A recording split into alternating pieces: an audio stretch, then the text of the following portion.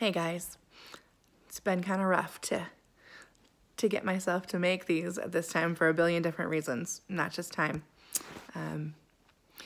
Really feeling like, what's the point? I'm going to tell you that.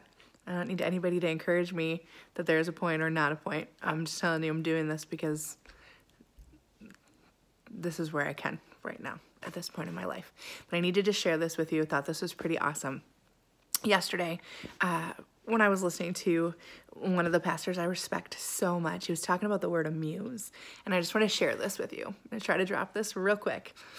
The word amuse literally means, if you look it up, to delude, to entrap, to divert attention, right? Now, there's two original Greek words there, the word muse and the prefix a. The original Greek prefix, or the Greek word muse, means to think, to think. And the prefix a, when you put it together with it, means don't, anti, the negation of. So the amuse idea, the diverting attention, is literally stopping us from thinking on the things that we have as believers. This inheritance that we have, this God, that the only true God that ever, the only true God, let me say it, the one true God. We have such a great heritage, such great promises, but we are amused.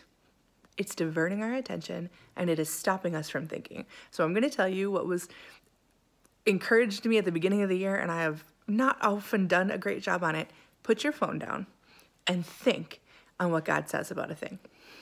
Think about it. And if you don't know where to look, find a friend, find a pastor, find somebody and ask, what does God say about this? Because I'm going to tell you that God told Joshua before he would take his people into the promised land, he said in Joshua 1, do not let this book of the law depart from your mouth, but meditate on it day and night. Then you will make your way prosperous, and then you will find good success. That word meditate is not just a mind thing.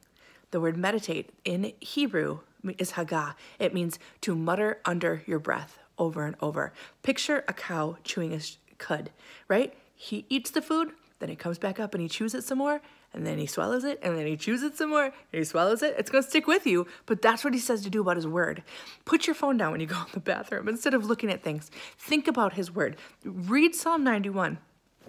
You see many Facebook pages covered with it right now for what is going on. There's so much for it, but just put it in your heart so that when you look at what you see, you will know, wait, I know who my God is. So I will not fear anybody, because he says, if I fear the Lord, I need fear nothing else. If I fear the Lord, I need fear nothing else. Guys, we are in this world, but we are not of this world. We are called to change what we see by his power that is alive in us. We are not powerless, but we need to take the time and stop being amused in our free time by things that do nothing for us, or amused, I'm going to say it, by the news that is constantly pouring all this in us, and it is not letting us think for ourselves.